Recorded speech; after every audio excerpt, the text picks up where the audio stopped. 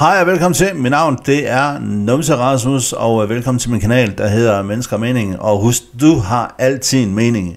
Og det vi skal tale om i den her video er, at hvad er de meninger om vores danske statsminister, Mette Frederiksen? Der er nogle folk, som har spurgt mig personligt, hvad jeg synes om statsministerens gøren og laden i vores danske land. Og jeg kunne godt tænke mig at høre i forhold til, hvad I tænker om statsministeren og den måde, hun agerer på. Der er selvfølgelig mange ting, der gør, at hvor man tænker, okay, altså det er helt forkert, og så er det helt rigtigt, det hun gør. Jeg tror desværre, at Mette Frederiksen har modvind i sejlene, og vi kan bare starte et sted. Vi kan starte eksempelvis med minkfarmene.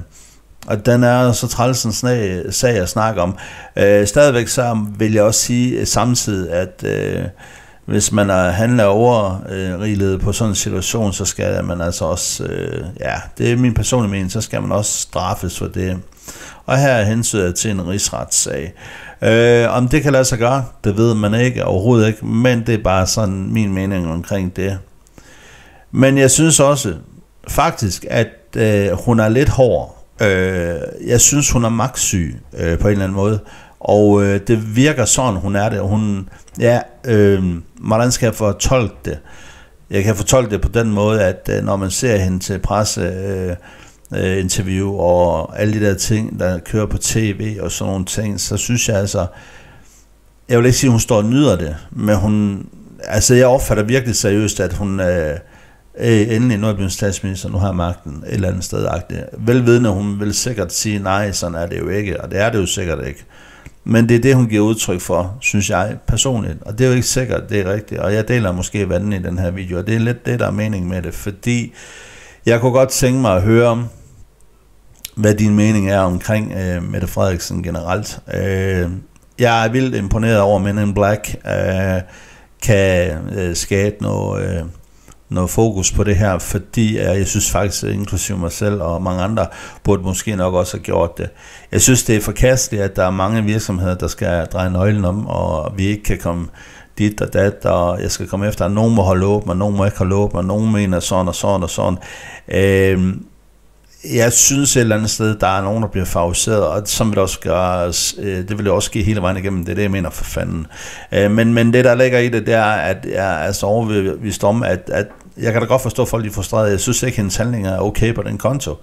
Der er noget, jeg ikke forstår, for eksempel, at nogle varehus kan have åben, og den lille købmand må ikke have så mange på strøget, for eksempel, eller et eller andet, tror jeg nok, det er sådan. Det er fandme rodet, altså virkelig, altså det er derfor, jeg synes ypperst personligt, jeg skal ikke gå for dybt ind i det her, fordi jeg kan simpelthen ikke finde ud af det selv, og jeg synes, det er vildt irriterende over, at man skal sidde og spørge andre, hvad har åben, hvad har ikke åben, og så videre. Liberale erhverv, de er selvfølgelig ikke åbne alle sammen endnu, men så er der nogen, der kan åbne. Prøv at høre her, altså jeg forstår det ikke, altså, og det der med, at jeg sad og tænkte her for noget tid siden, hver gang hun holder pressemøde, og det er jo altså, skal man være forgangsspiller lige ind og smøre sine fingre, ligesom for at sige, okay, jeg spritter dem lige af, du ved, sådan ligesom, det er så klamt at se, altså, hvorfor skal vi se det? Fordi vi ved jo godt, at man skal spritte af. Det er bare ligesom, fordi du ved, ikke, et eller andet, jeg ved sgu ikke, hvad man kan kalde det, men det er det samme som, hvis der er noget, der åbner, så skal hun lige ud og shine sig, så skal hun lige ud og vise sig selv og vise flaget, og sige, det her har jeg åbnet, gud fuck har du ej, mand, altså, det kan godt være, du selv synes, du har det, men skal du så ud til alle steder, hver gang du åbner et eller andet? Altså, det synes jeg, det er ulækkert. Det er klamt, det er usmageligt, og jeg vil sige nok så meget, jeg stemmer aldrig socialdemokrat, eller rød blok generelt, efterfølgende kunne fandme aldrig, og ikke fordi jeg har gjort det før, faktisk, det skal jeg lige hilse at sige. Jeg har faktisk altid stemt Nye Borgerlige, eller Venstre for den sags skyld. Det er de to partier, jeg har lagt at fifle med. Men jeg kan godt forstå, at danskerne ikke har tillid til Socialdemokraterne. Fordi Socialdemokratiet, hvis vi lige tager den med, det er jo en del af Mette Frederiksen. Der er så meget, jeg tror seriøst, altså der er så mange ting, som vi ikke får at vide. Der foregår så mange ting bag kulisserne, seriøst, som vi slet ikke får at vide. Noget, som jeg godt vil gerne prøve at sætte en lille finger på pulsen på, for eksempel, det er, hvorfor er det, at for eksempel Magnus Heunicke, og jeg har sagt det før i en anden video også på et tidspunkt, tror jeg, men siger lige igen, og Mette Frederiksen, og selvfølgelig netop Søren Brostrøm, og ham den anden for et eller andet, hvor det er. Hvorfor står de ikke frem og får den her vaccine som forgangsspiller for hele Danmark, hvis det er det? Og noget, som jeg synes, der er helt forkasteligt, det er, at jeg laver sådan en epidemilov. Jeg synes, det er grænseløst. Virkelig er at gå over grænsen. Det skal man ikke gøre. Men nu er den fucking vedtaget. Og det er sådan, at jeg kan desværre ikke gå fra min telefon, jeg glemmer at sætte den på lydløs. Men det, der ligger i det her, det er selvfølgelig 120%, at sådan noget, det synes jeg, det er virkelig forkert, at man kan få sådan noget til at fungere på den her måde, men så vedtager vi bare en epidemilov, og så kører det bum, bum, bum, og så, det er jo nærmest tyranniserende, at vi er underlagt, vi er undersåtter på en eller anden måde i den her periode. Jeg ærligt, hvornår bliver Danmark normalt igen? Jeg er sådan set ligeglad med omverdenen på den måde. Nu tænker vi lige på vores egen andedam, og det skal vi altså lige huske på. Hvornår bliver den normal? Den bliver eddermame ikke normal med, at vi har Mette Frederiksen 120% foran. Det har vi altså bare en ærlig mening om. Og når jeg siger vi, det er nok alle dem, der er mod hende 100%. Jeg er altså ærligt nødt til at sige 100% fucking seriøst. Altså det kan fandme da ikke være rigtigt, at vi skal have sådan en statsminister seriøst, der virkelig også igen jeg ved sgu ikke, hvordan jeg skal forklare det, men tage til Israel sammen med Østrig for at starte en vaccine og tænke på at lave en vaccinefabrik. Come on, lav den sgu da herhjemme i Danmark, mand. Hvorfor skal vi lave noget i udlandet, for eksempel? Hvis det er sådan, det hænger sammen, sådan har jeg forstået på det. Den israelske ambassadør, han synes også, det er helt forfærdeligt, at hun sætter ned og gør de her ting, fordi alt, hvad der er i vaccineoverskud i Israel, lad dem gå til dem på Vestbredden i stedet for. Altså, prøv at høre her, det er altså også mennesker. Der synes jeg, at der er som udelukkende, og nu siger jeg, hvad den israelske ambassadør har udtalt i Deadline for 2 dage siden. Han udtaler, at det er klamt, det Mette Frederiksen gør, og det er apartheidagtigt. Og Folketinget undrer sig også, og de skal også spørge til Mette Frederiksen om, hvorfor hun egentlig tager til Israel på den her måde. Det er ligesom Mette Frederiksen, hun inddrager Folketinget i nogle små situationer på, okay, hvordan det lige kan gøres, og bum, bum, bum.